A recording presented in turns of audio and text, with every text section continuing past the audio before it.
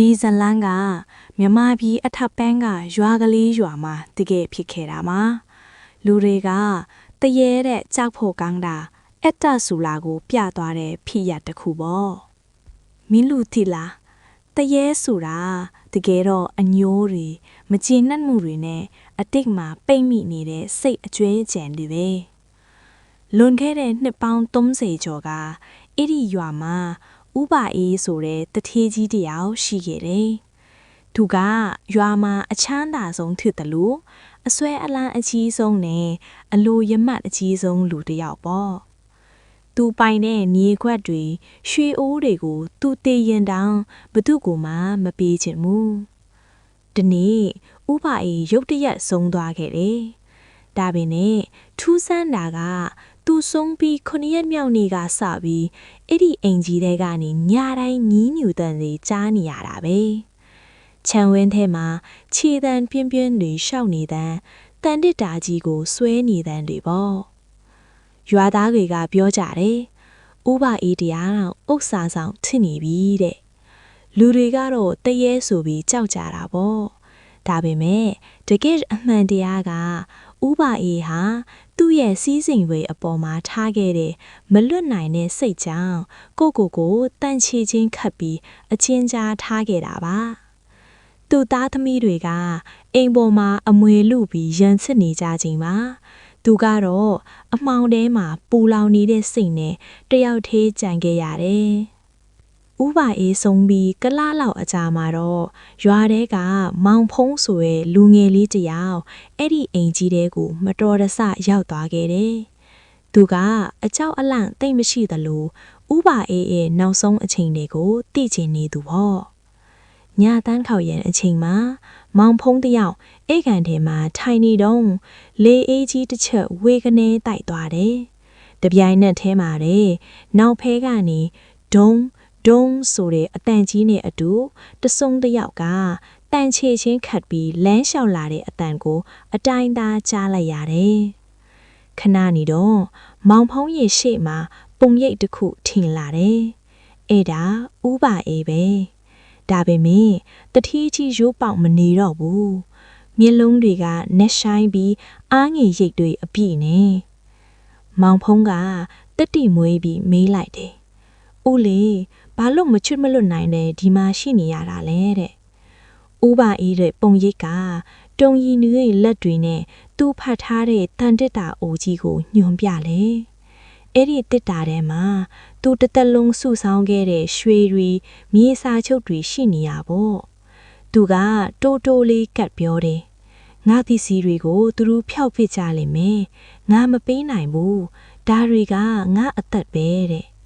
အဲ့ဒီအချိန်မှာပဲအိမ်ပေါ်ရက်ကနေဥပအေးရဲ့သားသမီးတွေရန်ဖြစ်နေတဲ့အတန်တွေကပိုးကျဲလာတယ်။ဒီအိမ်ကိုရောင်းပြီးကစားဝိုင်းနဲ့ထည့်ရမယ်ဆိုပြီးသားကြီးကအော်နေတယ်လို့ရွှေတွေကိုငါပဲယူမယ်လို့သမီးလက်ကငိုယိုနေတယ်။ဥပအေးရဲ့မျက်နှာကပိုပြီးပူလောင်လာတယ်။သူက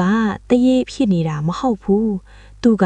သူ့ရဲ့ပိုင်ဆိုင်မှုဆိုတဲ့အစွဲအလန်းထဲမှာအရှင်းလက်လက်ငရဲကျနေတာပါ။မောင်ဖုံးကတပြင်းကြီးတစ်ချက်ချပြီးဥပအေးရဲ့ဝိညာဉ်ကိုစိုက်ကြည့်လိုက်တယ်။ဦးလေးအခုဖက်တွယ်ထားတဲ့အရာတွေကဦးလေးကိုဘာအကျိုးပြုနေလို့လဲ။ဦးလေးရဲ့သားသမီးတွေကတော့ဦးလေးရှိစဉ်ထက်ပိုပြီးစိတ်ဝမ်းကွဲနေပြီ။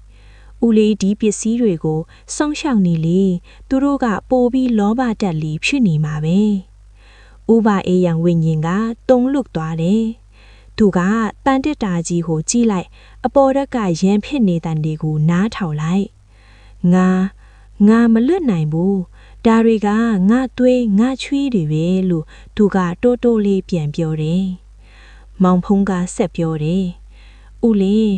လေးအခုဖတ်တွေ့ထားတဲ့အရာတွေကဦးလေးကိုဘာအကျိုးပြုနေလို့လဲဦးလေးရဲ့သားသမီးတွေကတော့ဦးလေးရှိစဉ်ထက်ပိုပြီးစိတ်ဝမ်းကွဲနေပြီဦးလေးဒီပစ္စည်းတွေကိုစောင့်ရှောက်နေလေသူတို့ကပိုပြီးလောဘတက်လီဖြစ်နေမှာပဲ အဲ့ဒီအချိန်မှာပဲအပေါ်ရက်ကနေဖြန်းကွက်ကွဲတန်ကြီးထွက်လာပြီးတားကြီးဆုံးကဒီအိမ်ကြီးကိုမီးရှို့ဖြစ်မယ်ငါမရပဲဘသူမှမရစေရဘူးလို့ဟိန်းဟောင်လိုက်တယ်။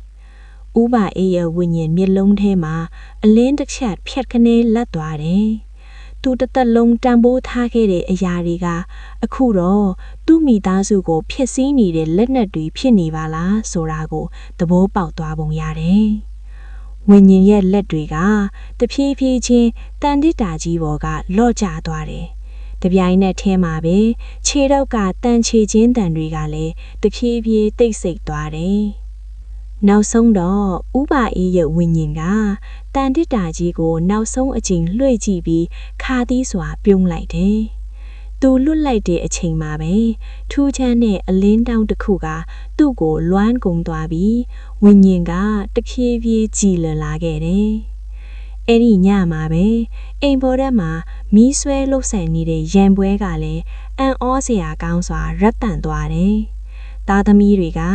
ရုတ်တရက်ဆိုသလိုနောင်တရိတ်စိတ်တွေဝင်လာကြပြီးအချင်းချင်းဖတ်ငိုကြတော့တာပဲ။ဥပါအေးရဲ့အစွဲအလန်းကွဲပြောက်သွားတဲ့အမျှအင်ကြီးတဲကပူလောင်တွေလည်းလွင့်စင်သွားခဲ့ပြီလေ။မောင်ဖုံးတယောက်အင်ကြီးတဲကနေပြန်ထွက်လာတဲ့အချိန်မှာမိုးတောက်ကျဲလေးကကောင်းကင်မှာလင်းပွင့်နေခဲ့ပြီ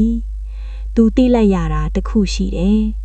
ငါတို့လူဘဝမှာအသက်ရှင်နေစဉ်ကိုတေဆုံးသွားတဲ့အခါပါကောငါတို့ကိုအချင်းကြားထားနိုင်တာကတခြားသူမဟုတ်ဘူး